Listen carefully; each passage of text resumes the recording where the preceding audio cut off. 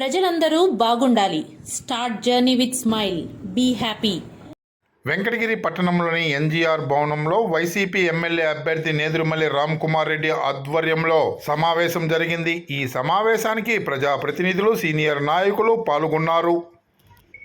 తిరుపతి జిల్లా ప్రజలందరికీ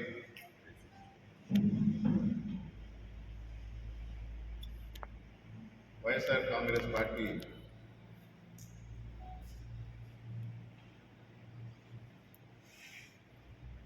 ఏడు నియోజకవర్గాల అభ్యర్థులు, పార్లమెంట్ అభ్యర్థి, సీనియర్ నాయకులు, పార్టీ క్యాడర్, ప్రజలు అందరికీ మనస్ఫూర్తిగా ధన్యవాదాలు తెలుపుకుంటున్నాను. మొన్నటి సభ మేమంతా సిద్ధం నాయుడుపేటలో దిగ్విజయంగా జరగడానికి ఉత్సాహంగా పాల్గొన్న ప్రతి ఒక్కరూ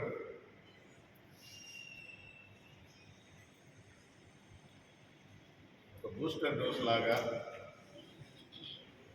తిరుపతి జిల్లాకే కాదు, ప్రతిరోజు పార్టీ మీదున్న ఆదరణ, జగన్మోహన్ రెడ్డి గారి మీదున్న అభిమానం ఈ సభల ద్వారా రోజు రోజుకు పెరుగుతూ పోతుంది. ప్రతిపక్షాలు డీలా పడుతున్నాయి.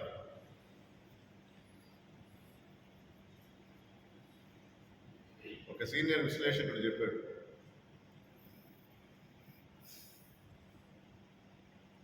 అతుకుల బతుకుల కూటమి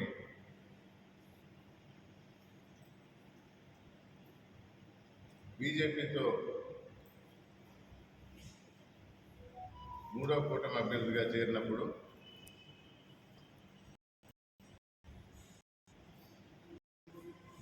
వారు ఎలా అవసరం కొద్దీ రోజు ఎలక్షన్ ప్రతిపక్షం బలపడుతుంది, పాలకపక్షం వైఎస్ఆర్ కాంగ్రెస్ పార్టీ ఈ అదనపు ఏం చేయాలో తోచక గ్రాఫ్ పడని ఊహించి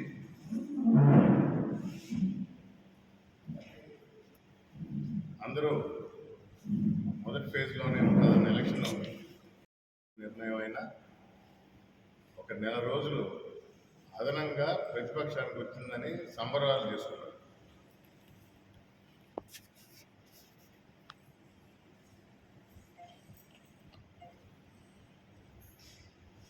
ఆరో సభ జరిగే కల్లా ఎందుకు తీసుకున్న ఈ అదనపు రోజులు మేమంతా సిద్ధం అనే సభల ద్వారా ఒక్కొక్క పార్టీ ఒక్కొక్క రోజు ఒక భారీ బహిరంగ సభ జరుపుతూ రోడ్ షో చేస్తూ జగన్మోహన్ రెడ్డి గారు ప్రజల మధ్య తిరుగుతుంటే ఆ గ్రాఫ్ పెరుగుతూ ఉంటే వైఎస్ఆర్ కాంగ్రెస్ పార్టీ పట్ల ఆదరణ కళ్ళకు కనబడినట్టు రోడ్డు మీదకి వచ్చి పనిచేస్తున్న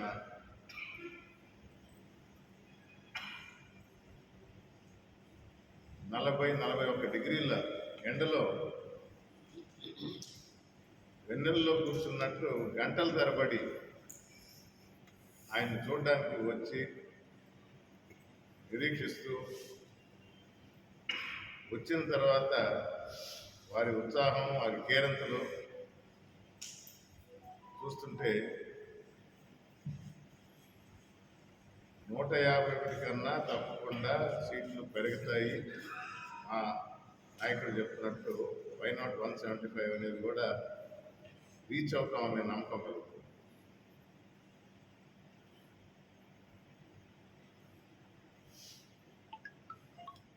మన తిరుపతి జిల్లా నాయుడుపేటలో జరిగిన సభ ఇప్పుడు ఉండేదే. ఒకరోజు పేపర్లో సభ అయిన తర్వాత ఫోటోలు తీసి ఖాళీ కుర్చీలు జరుగుతున్నప్పుడు వెళ్ళే మనుషులు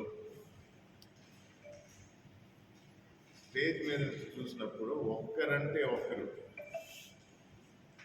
జగన్మోహన్ రెడ్డి గారు సభాస్థలి నుంచి స్టేజ్ నుంచి దిగిన తర్వాత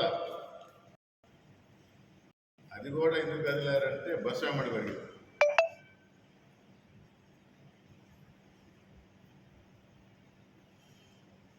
ఉదయం నుంచి ఆయనతోనే ప్రయాణం చేశారు. దారి పొడిగిన జన నీరాజం.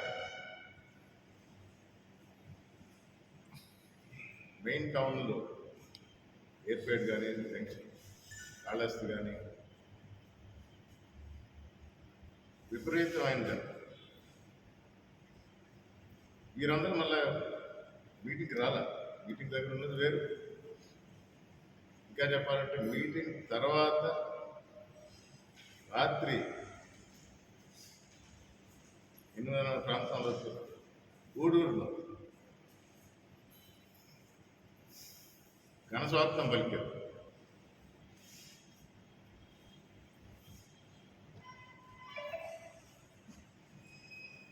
ఇది ఎవరైనా లైవ్ కవరేజ్ చేసే వాళ్ళకి క్లియర్గా అర్థమైంది. పత్రికలు, వాళ్ళ ఎలక్ట్రానిక్ మీడియా ఎప్పుడు ఉండే దూరంలోనే వారు రాస్తూ ఉంటారు.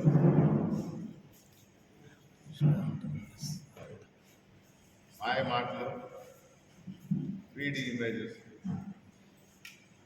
తెలుగుదేశానికి అలవాటే.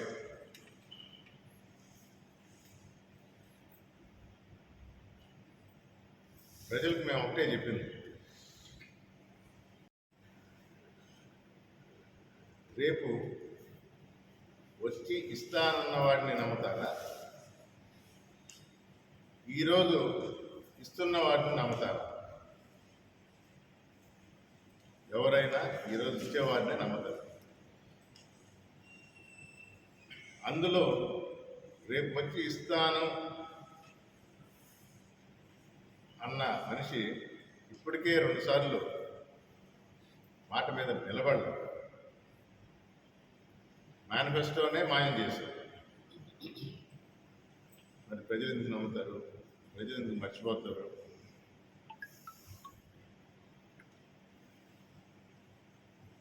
ప్రతిపక్ష నేతగా ఉన్నప్పుడు 67 సీట్లు,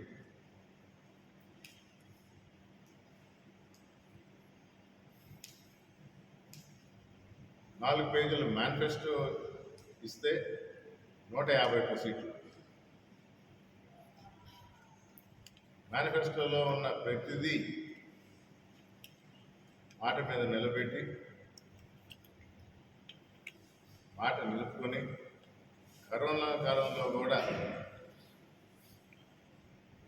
ఏ సంక్షేమ పథకాలు ఆపకుండా ప్రజలకు అండగా నిలిచిన జగన్మోహన్ రెడ్డి గారు వారి పాలన అభివృద్ధి కూడా దానికి సీడ్ నాటారు. అవి కూడా నెక్స్ట్ 5 ఇయర్స్లో దాని రిజల్ట్స్ కూడా చూస్తాం. రాబోయేది వైఎస్ఆర్ కాంగ్రెస్ ప్రభుత్వం. ఇవన్నీ చూసిన ప్రజలు తప్పకుండా ఆదరిస్తారు. ఈ సభల ద్వారానే తెలుస్తుంది.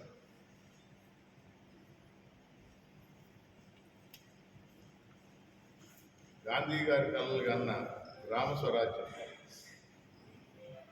చేసి చూపించారు. గ్రామ సచివాలయాల ద్వారా, వెల్నెస్ సెంటర్, ఆర్బీకే, ఇవన్నీ డెవలప్మెంట్లో భాగం. ఇంటింటికి వెళ్ళి ప్రతి ఇంట్లో కుటుంబ సభ్యులుగా చేరిపోయారు వాలంటీర్.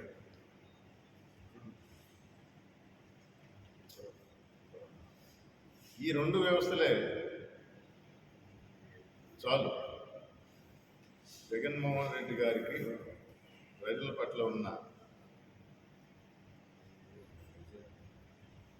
మమకారం అనండి, వారి జీవితాలు బాగు చేయాలనే తపన కానివ్వండి, నిరంతరం వారి గురించి ఆలోచిస్తూ నేనున్నాను అని పరితపిస్తూ ఇంకా ఏం చేయగలను, ఇంకా ఏం చేయాలి అని ఆలోచిస్తూ ముందుకు నడిపిస్తున్న మా పార్టీ అధినేత జగన్మోహన్ రెడ్డి గారిని తప్పకుండా పోయినసారి కన్నా ఇంకా ఎక్కువ మెజార్టీతోనే తిరిగి ముఖ్యమంత్రిగా కూర్చోబెడతారు ఈ ఆంధ్ర రాష్ట్రం. వాలంటీర్స్, వైఎస్ఆర్ కాంగ్రెస్ పార్టీ కార్యకర్తలు అన్నారు. అసలు ఈ వ్యవస్థ దేనికి అన్నారు. ఒక మహానుభావుడు అయితే నిఘా వర్గాల ద్వారా అమ్మాయిల డేటా తీసుకుంటున్నారు. ఏదో ఏం మాట్లాడారో కూడా అసలు రిపీట్ చేయడానికి కూడా లేదు. ఎందుకంటే ఆ రోజు స్క్రిప్ట్ ఉంటుంది, చదువుతారు, అది మాకు రిపీట్ చేయడానికి కూడా లేదు.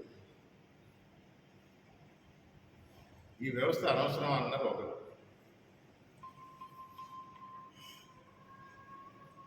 ఇంకో యువ నాయకుడైతే రేపు మేము చెప్పిన వారికే పెన్షన్లు, మేము చెప్పిన వారికే పథకాలు అంటే ఇక్కడ స్పష్టంగా అర్థమవుతుంది. కులం చూడడం, మతం చూడడం, పార్టీ చూడడం అన్న జగన్మోహన్ రెడ్డి గారికి మా వారికే అన్న ప్రతిపక్ష నాయకుడికి, అసలు అవసరం లేదన్న నాయకుడికి లేని అభాండాలు వారి మీద నిందలు మోపి పబ్లిక్ మీటింగ్లో చెప్పిన నాయకుడికి తేడా క్లియర్గా కనబడుతుంది.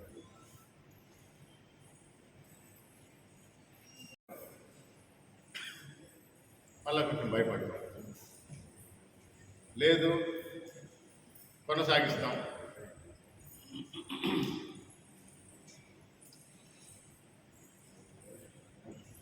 ఏం మాట్లాడాలో, ఎలా మాట్లాడాలో వారికే తెలియదు.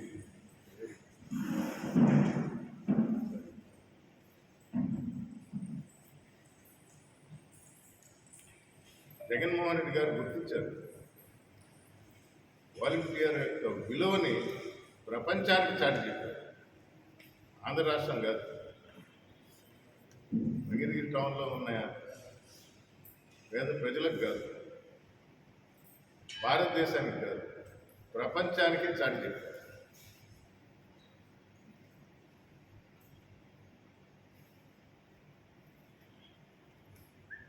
రేపు నేను అధికారంలో రాబోతున్నాను, దీన్ని రద్దు చేస్తాను అన్నప్పుడు అది ఒక రకం, అది సరైందా కాదా పక్కన పెడతాం. ఈరోజు 4 నెలలుగా నిరంతర పోరాటం,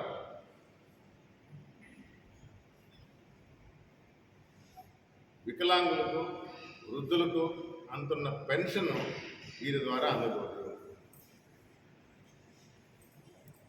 55 నెలలు 1వ తేదీన ఇంటికి పోయి తలుపు తట్టి అందజేశారు. హాస్పిటల్లో ఉంటే హాస్పిటల్స్ పోయారు, వెళ్ళి వాళ్ళకి అందజేసి వచ్చారు.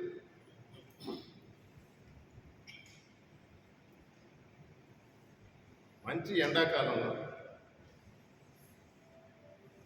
ఈ 2 నెలలు కక్ష కట్టి ఏదో సాధించాము, ఈ పెన్షన్స్ అందకూడదు, ఈ పెన్షన్స్ అందితే వాలంటీర్స్ ద్వారా అందితే ప్రజలు వైఎస్ఆర్ కాంగ్రెస్ పార్టీకి ఓటేస్తారు. 55 నెలలుగా అందుతున్న పెన్షన్ నువ్వు 2 నెలల ముందు రాపితే వారి మనసు మారుతుందా?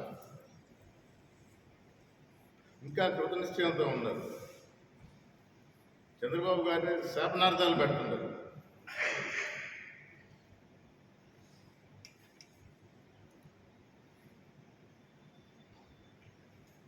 వారికి తెలుస్తుంది వినతి పత్రం ఇంటికే పోయి అందజేయండి అని. చేసేది వాళ్ళే, ఆపించింది. మళ్ళీ అందజేయమని చెప్పి మళ్ళీ ఒక వినతి పత్రం.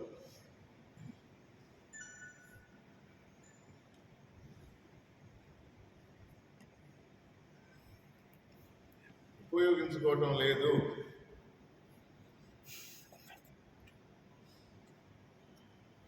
అని నిర్ణయించుకున్నప్పుడు వాలంటీర్స్ ముందుకు రావడం జరిగింది. పని చేయకుండా గవర్నమెంట్ సొమ్ము మేము ఎందుకు తీసుకోవాలి? వైఎస్ఆర్ కాంగ్రెస్ పార్టీ కార్యకర్తలుగా మమ్మల్ని అభివర్ణించినప్పుడు మనం ఏమనుకుంటున్నప్పుడు స్వచ్ఛందంగా రాజీనామా చేసే బయటకు వస్తాము.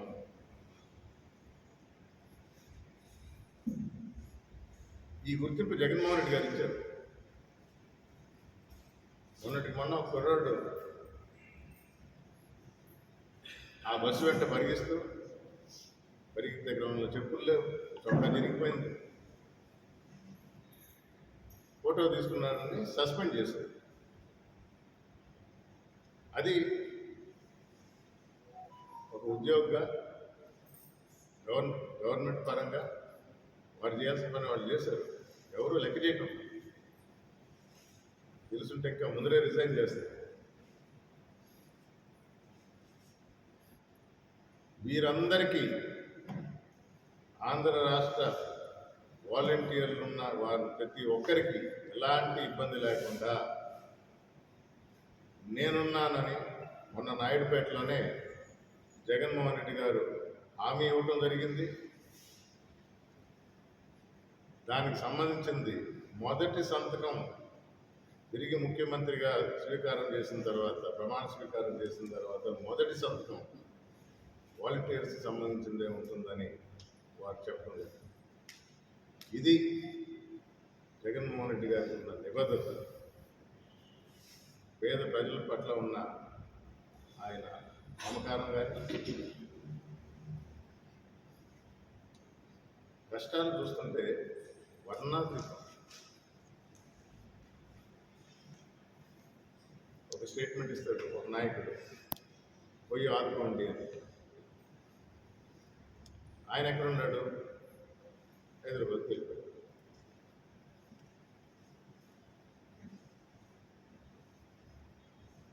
ఏమి సాధించారు? వృద్ధుల్ని, వికలాంగుల్ని కక్షగట్టి కష్టాలు పెట్టి తగిన మూల్యం తప్పకుండా చెల్లించుకుంటారు.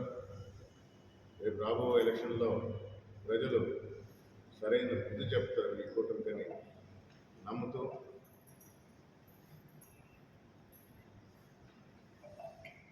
మరొకసారి తిరుపతి జిల్లా సభ నాయుడుపేటలో జరిగిన సభ జిల్లా నాయకులందరూ కలిసికట్టుగా పనిచేసి, మరీ ముఖ్యంగా వెంకటగిరి నాయకులు ఉత్సాహంగా ఉరకలేస్తూ వచ్చిన ప్రజలు అందరికీ మరొకసారి పత్రికాముఖంగా ధన్యవాదాలు తెలుపుకుంటూ సెలవు తీసుకుంటాను.